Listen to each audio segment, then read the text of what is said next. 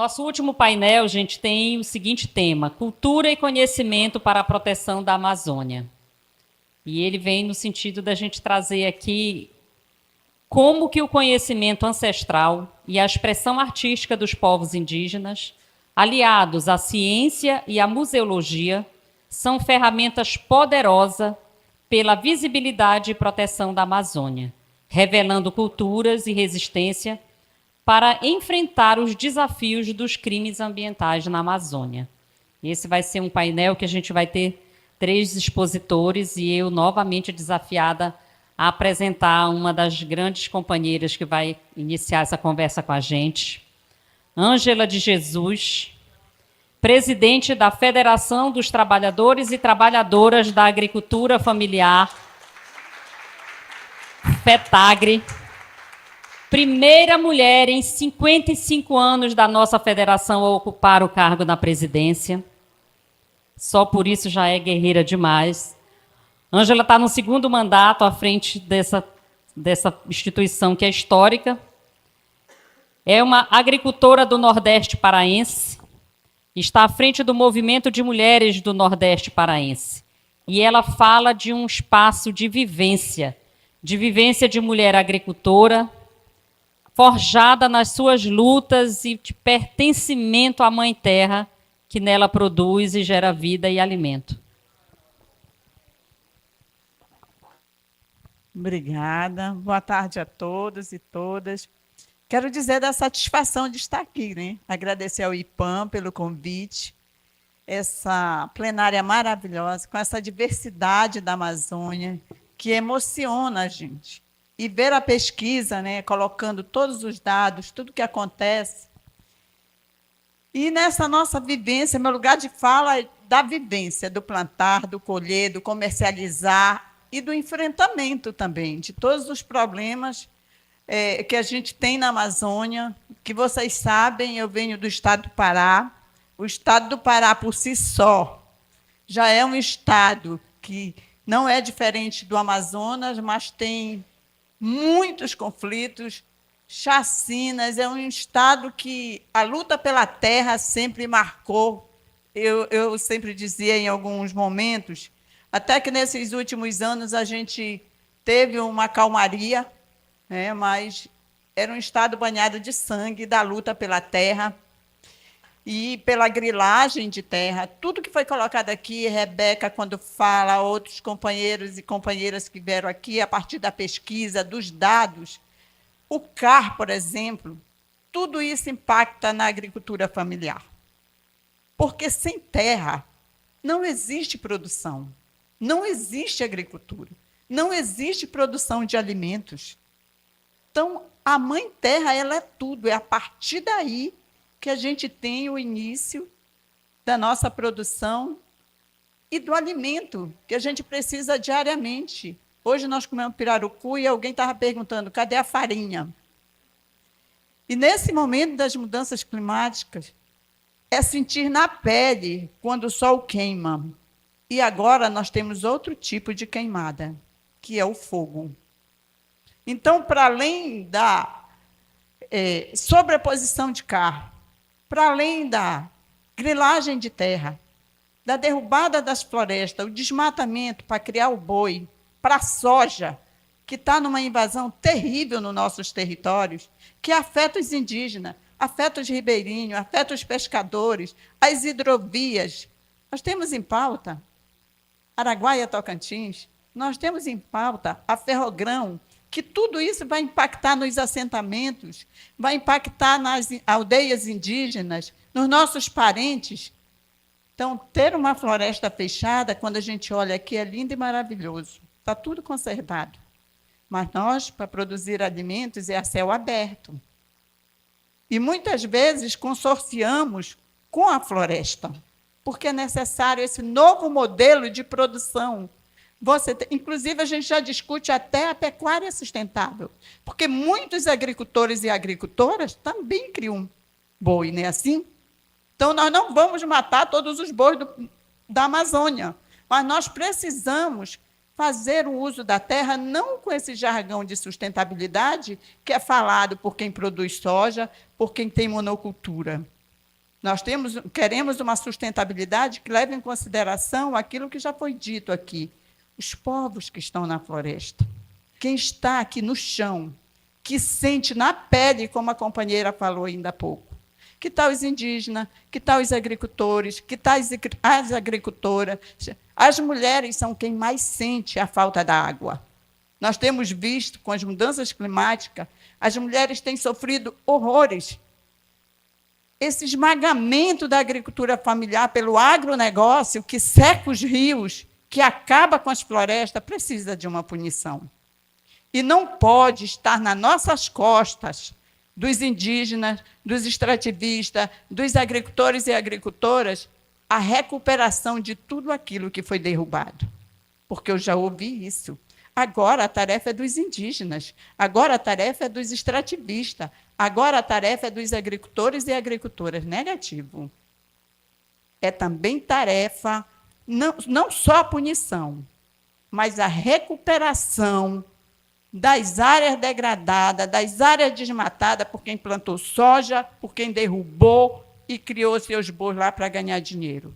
Nós participamos de 2 desintrusões no estado do Pará, que foi do povo Tembé em Apitereua, que deu confusão para metro, mas nós sempre dissemos, nós estamos aqui para apoiar qualquer ação.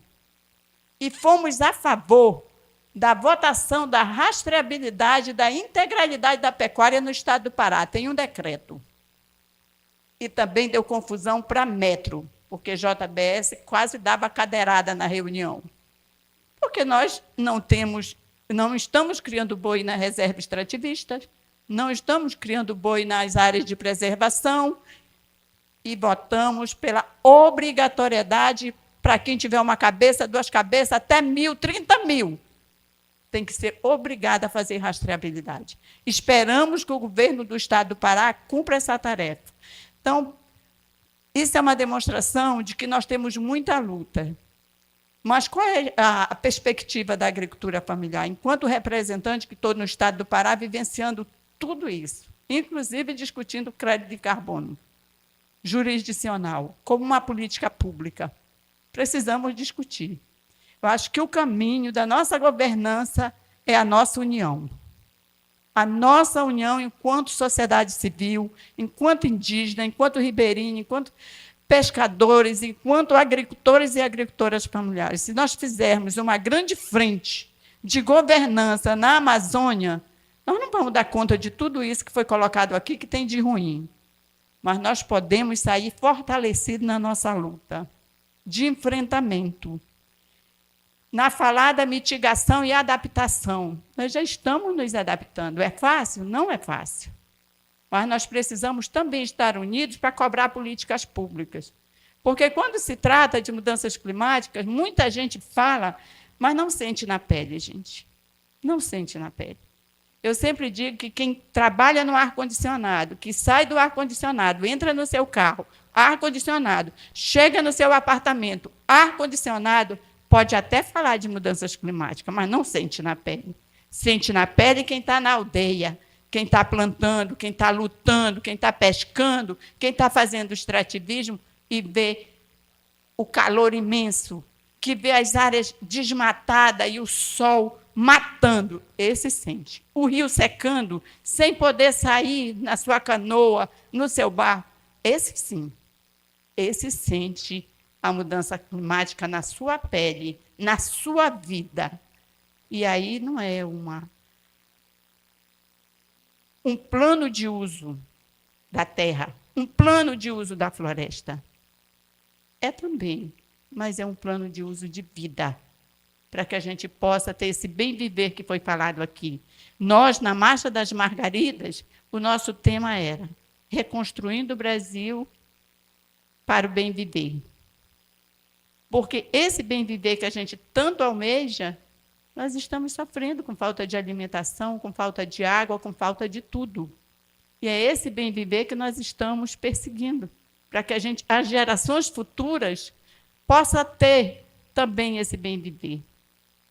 E nós não vamos mudar a realidade do meio ambiente se a gente não trabalhar uma educação que diga para o aluno que está lá na escola de onde vem a água.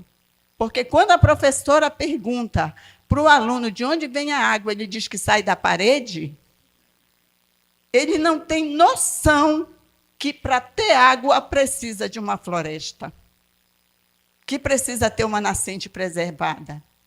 Então, a educação é fundamental para a gente transformar este planeta, transformar o Brasil e transformar a Amazônia. Sem uma educação ambiental, mas é a escola formal? Pode até ser, porque a sua grade também não traz isso de forma tão incisiva como a gente quer.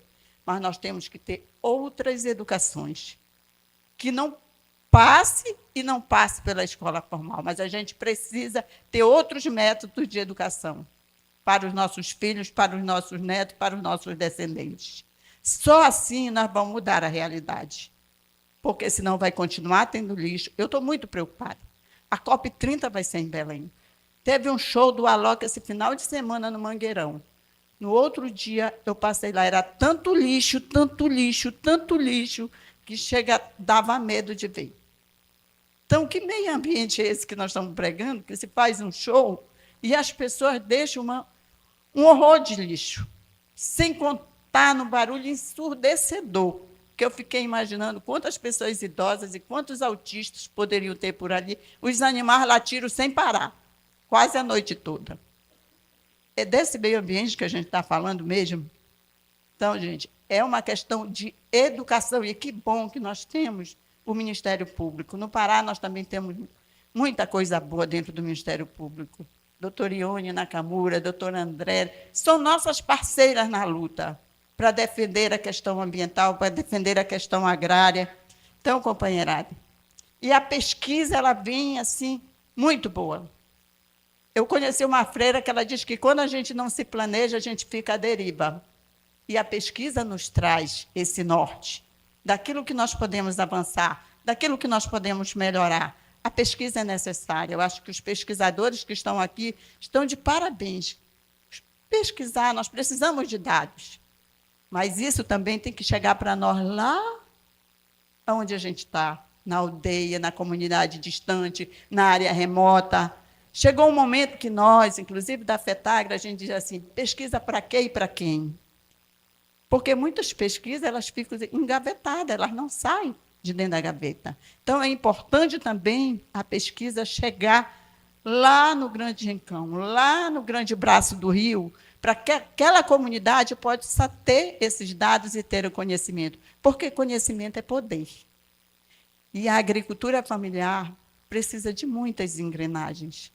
Precisa da pesquisa da assistência técnica, precisa da política pública, precisa do crédito, precisa do meio ambiente, então, de uma política ambiental. Então, a gente precisa de muita coisa para que a gente possa ter esse bem viver com a produção de alimentos e enfrentando as mudanças climáticas. Porque em 2003 eu fiz um curso lá em Salvador, 2003. As mudanças climáticas nem estavam em pauta.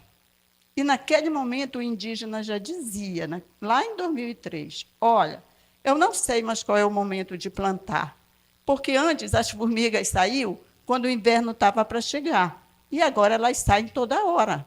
Aí eu já não sei se o inverno está para chegar, porque aqueceu o planeta. Então, as formigas começaram a sair fora de hora. 2003, e agora é a pauta do momento, as mudanças climáticas. De lá para cá, o que aconteceu? Muito pouca coisa.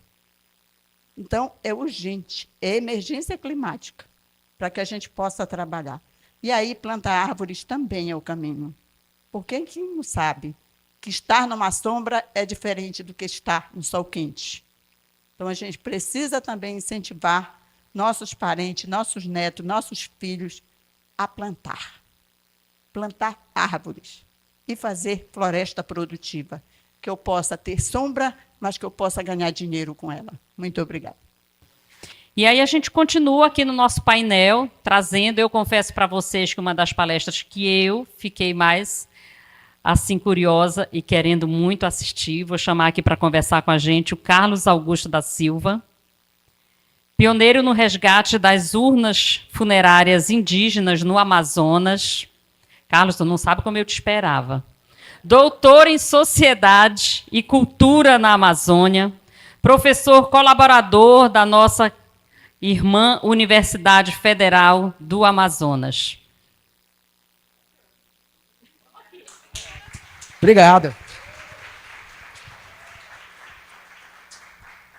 Então, boa tarde a todos e a todos os parentes que estão aqui presentes. Agradecer o convite, né?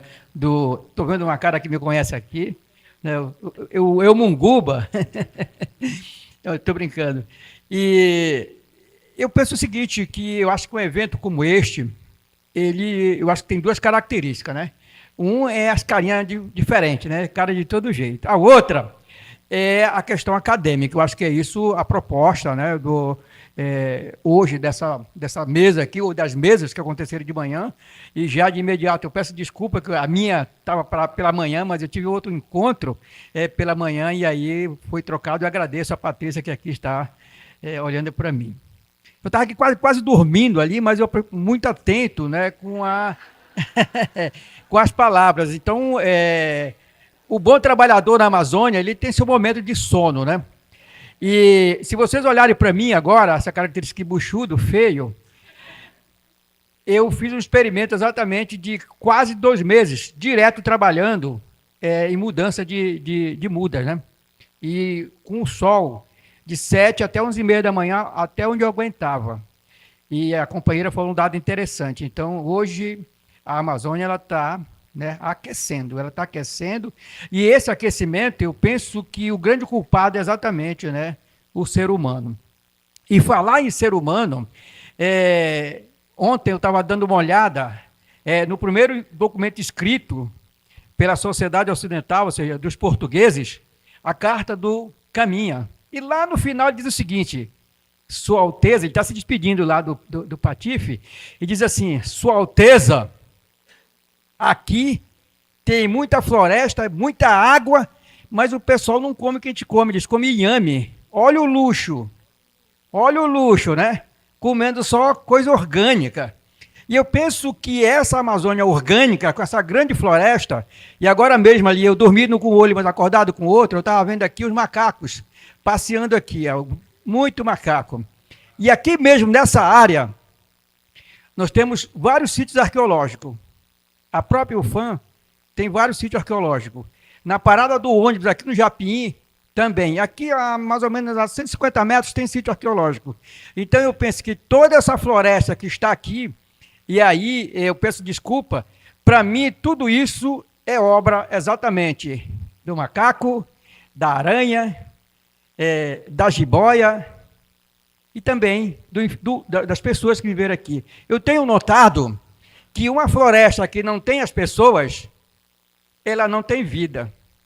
E aí eu tenho notado, não vou citar o nome, mas o chamado manejo florestal, para mim é uma doença. Isso é conversa para boi dormir, segundo o meu pai. Por quê? Ceifa exatamente quase na raiz. Ela não vai mais nascer. Agora, o trabalho dos povos originários da Amazônia, eles têm uma dedicação. Ele corta a árvore quase na altura da sua canela. Por quê? Quando ele corta essa árvore, depois que essa roça fica velha, o pé de jatobá, o pé de piquiá, o açaí, a abacaba, o inajá, todos, e aí eles falam que renovam ou rebrolham, nasce novamente. Então, eu penso que não tem coisa primária. Sim, ela está presente, sempre ela está viva. E aonde eu nasci, em Manaquiri, eu sou descendente do povo direto, Apurinã, e aqui eu vejo que tem uns parentes aqui, Apurinã. Eu vejo o seguinte, que esses povos, eles usavam a floresta, e aí tem um professor da UNB, professor Elimar Nascimento, ele trabalha numa categoria chamada de decrescimento. Mas o que é essa palavra decrescimento? Ora, se eu tenho um pé de biribá, eu tenho um pé de piquiá, eu tenho uma maniva, e eu retiro o que eu preciso, e logo na frente eu replico, eu estou crescendo, né, e produzindo o que? Alimento com qualidade. E aí eu acho que o grande problema hoje, a nível mundial e na Amazônia, é a questão do olho gordo.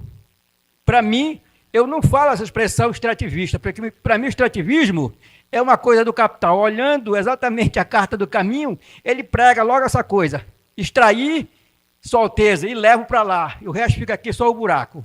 Então eu penso que os povos da Amazônia não trabalham essa expressão extrativista. Eles são coletores de semeio, não é isso? Agora mesmo vi um macaco aqui com uma coisa na boca.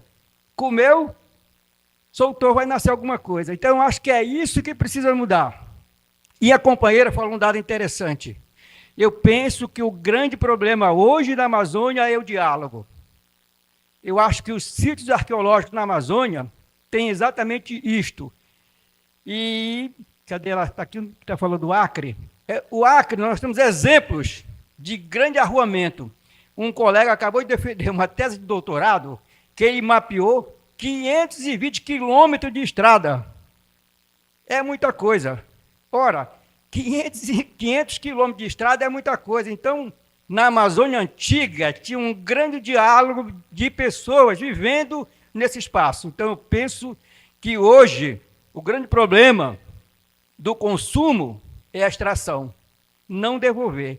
Se não devolve, aí todo mundo vai perdendo força, inclusive os pequenos animais. Se você vê um sofrimento de uma formiga lutando pela vida, não é fácil. Se você vê uma família de macacos, não sei se essa expressão, também lutando pela vida. Então, eu penso que hoje a Amazônia é crise. Mas como sanar essa crise? Eu penso que só um grande projeto humanizado pode exatamente reverter esse quadro. Como? Plantando árvore. O meu experimento, eu estou gastando toda semana 70 litros de água num pé de uma planta, eu não sei se vocês conhecem, mas o pessoal aqui, os parentes aqui conhecem, que é o chamado de, ele dá na área de várzea, o bacuri.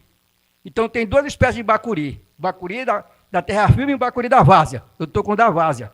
Eles estão consumindo 70 litros de águas por semana. Cada dia eu coloco 10 litros. E eles estão bonitos, tipo na várzea. Então, olha só a grande quantidade de água que eles estão consumindo. Eu penso que isso é uma medida que pode equacionar. E aqui nós temos o arqueólogo aqui, Felipe, que ele fez um trabalho lindíssimo aqui em Itacoatiara, onde ele identificou as possíveis casas desse pessoal em forma de círculo. Então, ou seja, uma arena que todos conversavam. Eu acho que esse diálogo que precisa ser colocado na Amazônia para esclarecer qual é a doença que está doendo no nosso pé. E essa doença me parece que é a chamada ganância. Então, para mim, manejo é uma coisa não apropriada para a Amazônia. Eu acho que essa palavra deve sair desse dicionário e colocar exatamente saberes ancestrais para que isso possa ocorrer. E aí, o programa de ciência do ambiente da UFAM tem colocado várias teses e mestrados, mas quase isso não tem muito valor. Mas os trabalhos, alguns são de pesquisa de campo. Eu acho que esse campo é importante. Ano passado, eu estou ainda num programa chamado Escola da Terra, e aí a colega falou um dado interessante, que é essa chamada educação do campo, e aí tem essa pedagogia da alternância. Eu penso que a coisa colaborativa é exatamente ouvir as pessoas. Então, uma teoria ela é lindíssima no gabinete. Chega na prática, não acontece. Então, eu acho que isso deve mudar. E eu acho que eventos como estes, eu acho que é importante para esclarecer qual é o problema que nós devemos atacar. Eu acho que o problema que deve atacar é o diálogo, manter o diálogo e entender o outro. Eu acho que ninguém consegue entender o outro. Eu acho que o outro, ele está, conforme está na carta do caminho, né? Tem muita coisa, mas como fazer com essas coisas? Então, eu posso usar, mas também devolver. Eu acho que é isso a ideia. E, a propósito, eu tinha feito uma apresentação, mas a pedido da coordenação, eu não coloquei essa apresentação exatamente por quê? E aí, só para falar sobre isso. Então, eu penso que hoje a grande farmácia da Amazônia é as árvores e as pessoas interagindo. Eu tenho imagens lindíssimas como esses povos trabalham exatamente essa farmácia viva da Amazônia. Então, para mim, A Amazônia é um grande útero que produz vida a todo momento. Muito obrigado. Agora aqui para conversar com a gente também, vamos. Eu espero, rapaz, que eu fale o teu sobrenome direito. Vamos conversar com o Filipe Stampanoni. É isso? Perfeito. Olha, eu ensaiei. Diretor-geral do MUSA, Museu da Amazônia, em Manaus. Doutor em Arqueologia pelo Programa de Pós-Graduação da USP, Museu de Arqueologia e Etnologia da Universidade de São Paulo. E eu tenho certeza que é um apaixonado pela Amazônia igualzinho a gente. Muito obrigado. Boa tarde a todas e todos. Muitíssimo obrigado pelo convite. Estou muito contente. Aprendi muitíssimas coisas hoje. E, enfim, eu espero, assim, trazer aqui alguma coisa que possa ser minimamente interessante. A gente falou de vários aspectos para pensar em defender a Amazônia, e eu quero fazer uma pequena reflexão sobre a questão da história.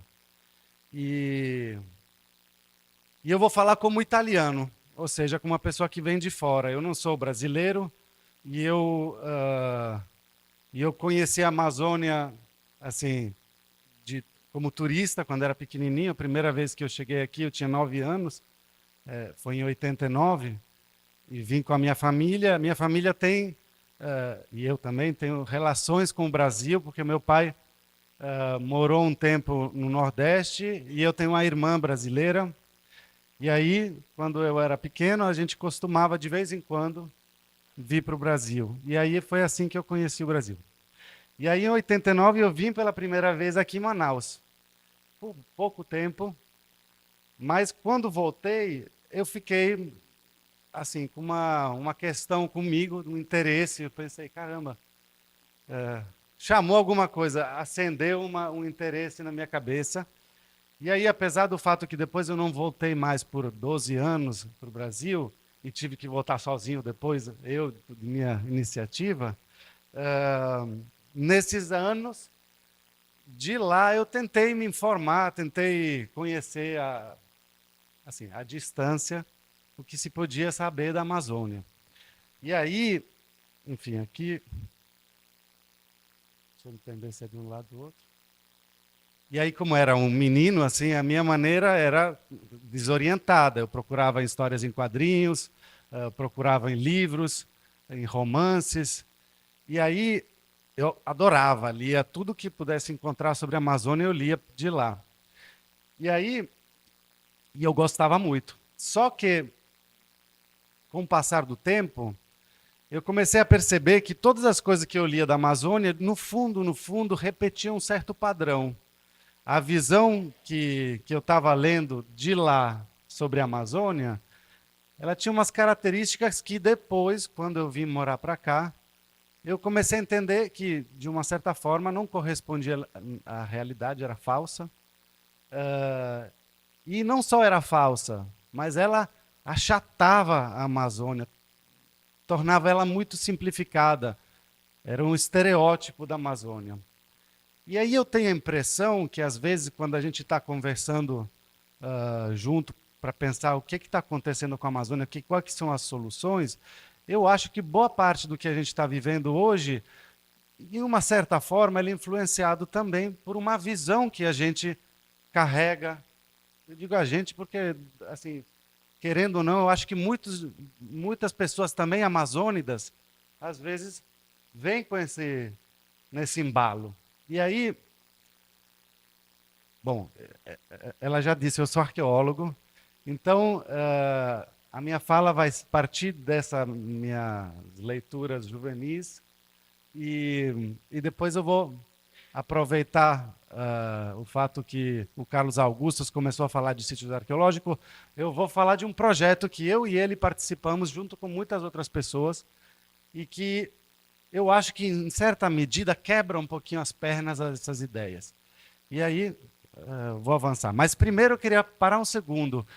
Esse primeiro livro aqui, eu li pouco depois de voltar da Amazônia, um pouquinho depois. E em português seria os rios corriam para o Oriente, escorriam para o Oriente. E aí, se a gente lê a nota lá em cima, diz, com somente um companheiro, ele desafiou os terrores do mais perigoso, mais amedrontador território do mundo, a Amazônia, né? Aí, do outro lado, eu tenho uma história em quadrinho que eu amo, uma história em quadrinho italiana, com a qual eu sonhei a Amazônia há muito tempo. Mas, olhando com os olhos de hoje, eu vejo que essa daqui, que é uma história, o título dela é O Mundo Perdido. E aí tem esse cara, que no caso é um americano, um piloto de avião, que tem aventuras na floresta, que descobre no meio da floresta um templo miceneu, grego, assim, alguma coisa que com certeza não é amazônica, uma estátua que não é amazônica. Como dizer que a história antiga da Amazônia não podia ser amazônica, não podia ser indígena, né? A gente tinha que imaginar, né, alguma coisa vindo de fora para fazer história na Amazônia. E aí, aqui tem um outro livro que eu recebi do meu pai, que era um manual que se dava aos pilotos de avião que voavam na Amazônia na década de 70, e que era Amazônia, Paraíso e Inferno, como sobreviver na selva e no mar. Então, as minhas leituras também era isso, se preparando para uma coisa impressionante, um lugar inóspito. Ou se não, aí tem uma outra leitura, uma história em quadrinhos também, Corto Maltese. Essa daqui eu amo ainda, continuo amando. Mas também aqui a Amazônia é um lugar de sonho, é um lugar assim onírico, e um lugar de aventuras. Então, enfim, eu vim com essa bagagem aqui, e aí aqui eu tive a sorte de conhecer pessoas que foram grandes mestres para mim.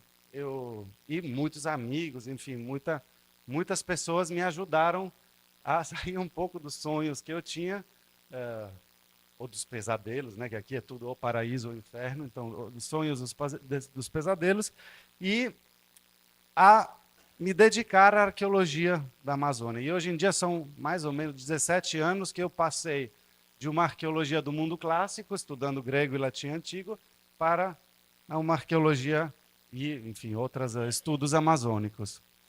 E aí a primeira coisa que eu quero dizer é que aqui eu vou falar de histórias, né? De história da Amazônia. Mas, assim, o que eu quero dizer é justamente que essa daqui é uma linha do tempo. Me perdoem se eu faço linear, eu sei que existe gente que vai me criticar, que diz, não, essa é a visão linear da história. Mas é só para simplificar. Aqui a gente tem o que a gente, como arqueólogo, né, os dados arqueológicos nos dizem mais ou menos o que a gente encontra de mais antigo aqui na Amazônia.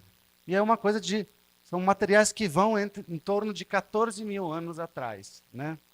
Então, eu não vou dizer que a Amazônia foi ocupada pela primeira vez há 14 mil anos atrás, porque pode ser mais antiga ainda. Mas, com certeza, há 14 mil anos atrás tinha populações indígenas aqui na Amazônia morando, etc., né? E aquela parte um pouquinho mais clarinha no final, as últimas 3 bolinhas, a gente teve que aumentar aqui, porque são um período desde a chegada dos europeus nessa história, né? Ou seja, temos aqui, né, 350 anos a fundação de Manaus, 150 anos o primeiro ciclo da borracha, e hoje, Constituição de 88, o Ministério dos Povos Indígenas em 2022. O que eu quero dizer? Como arqueólogo, eu não posso conhecer a história, inclusive porque eu tenho um convencimento que não existe a história, né? O que a gente acha que é a história, ela não existe. Assim, a gente vamos dizer assim, os arqueólogos estimam que na Amazônia, no período de maior adensamento populacional, devia ter uns 10 milhões de pessoas morando. Então, como é que a gente pode falar de uma história quando, de fato, né, 10 milhões de pessoas, cada uma vivia a sua história, né? Então, uma outra característica é que, vamos dizer assim, se a gente pensar de forma geral, perpassando a Amazônia, pensando em geral, assim, a história humana, assim, a experiência da nossa do Homo sapiens no planeta tem em torno de 200 mil anos, né? Desses 200 mil anos, a gente não sabe praticamente nada, né? Praticamente nada. A gente conhece um pouquinho, mais ou menos, nos últimos 2000. Já passando 2000 já começa a conhecer menos ainda. Até um certo ponto que a gente tem que dizer não sabemos nada. Mas, apesar disso, a gente sempre inventou histórias que davam um sentido a todo esse tempo, né? Histórias que tinham um quê de evolucionístico, né? Uma evolução que dava um sentido à trajetória humana, né?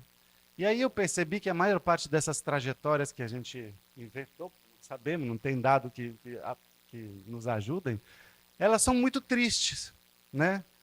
Elas começam dizendo que no começo a gente vivia em pequenos bandos, que os casos eram dois: ou passava fome e tinha uma dificuldade incrível de sobreviver num mundo extremamente complexo, ou se não brigava o tempo todo porque justamente que a vida era tão dura que ficava num estado de briga constante. Ou se não, uma outra alternativa era que havia uma época da felicidade quando a gente morava em pequenos grupos que depois perdemos logo que começamos a fazer agricultura. Me desculpem os agricultores, mas justamente estou dizendo, não tem base nenhuma essa história. E depois com o Estado, pior ainda, etc. Né? O que é importante dizer é que a história que me foi contada, desde as histórias em quadrinhos até nas leituras da arqueologia, ela contava mais ou menos isso. Contava uma população que estava sobrevivendo num ambiente desafiador e que não teria permitido grandes adensamentos populacionais, complexidade. Mas, gente, em 14 mil anos de história, ou a gente pensa que as pessoas começaram a imaginar as coisas interessantes e bonitas só nos últimos coisas, ou senão a gente tem que imaginar que a gente perdeu uma quantidade de informação em quantas experiências tiveram as populações indígenas aqui, né? Esse daqui, só estava esquecendo. Eu estou usando, assim, roubei meio que uns slides de outros autores, mas eles estão ali, mas sobretudo de uma exposição que a gente fez no Musa recentemente, ligada ao nosso projeto, que o Carlos Augusto está presente vários arqueólogos, e é um projeto que a gente trabalha em colaboração com as populações, os povos da floresta, porque na realidade a gente colabora em algumas áreas com povos indígenas, e outras áreas com quilombolas, e outras áreas com beradeiros ou ribeirinhos. E o nosso projeto tinha como objetivo a seguinte ideia: a gente sabe que quando a gente encontra um sítio arqueológico, existe uma legislação que o protege, enquanto sítio arqueológico, enquanto bem da União. Aí, nesse projeto que chama Amazônia Revelada, que é coordenado pelo professor Eduardo Góes Neves, e tem vários de nós participando, a gente pensou, vamos tentar mapear junto com as comunidades locais ao longo do arco do desmatamento, e vamos ver se a arqueologia serve para colocar uma camada a mais de proteção nessas áreas. E aí, isso tinha que dizer porque eu vou usar dados desse projeto, né? E aí eu depois esqueço. Esse mapa representa mais ou menos os sítios arqueológicos que hoje em dia conhecemos aqui na Amazônia como arqueólogos, né? Na verdade, são os que são registrados por arqueólogos. De fato, há muito mais do que isso já conhecidos pelas populações que moram nos locais. E muito mais que ainda talvez a gente descubra no futuro. Mas já assim dá para ver que a ocupação da Amazônia foi bem distribuída, e ela é caracterizada por uma certa diversidade. A gente tem áreas em que tem algum tipo de monumentos que são feitos com estruturas de terras, e em outras áreas a gente tem a produção de um solo mais fértil, que é chamado de terra preta, né?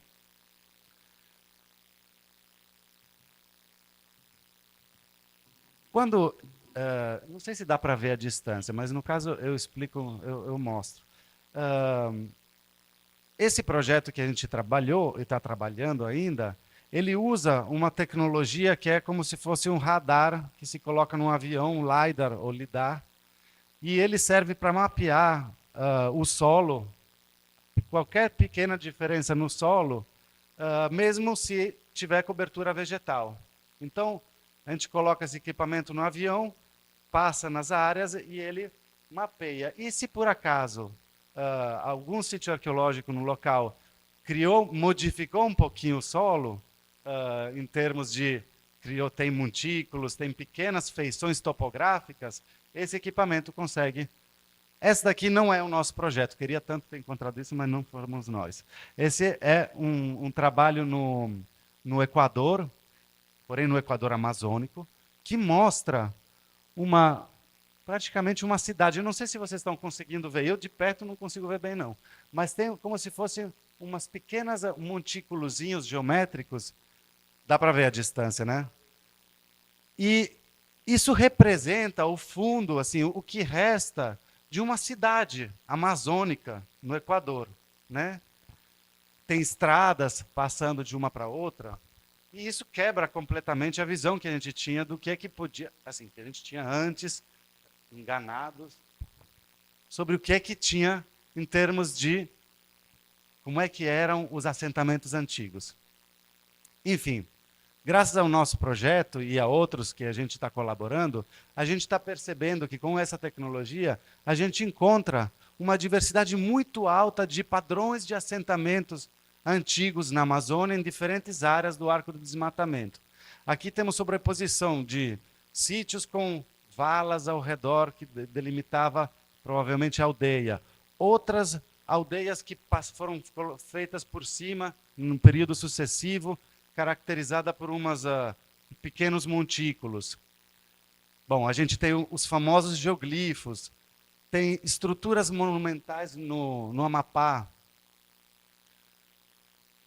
Temos outros geoglifos que a gente encontrou com essa técnica de LiDAR, com estradas, juntando um ao outro, né?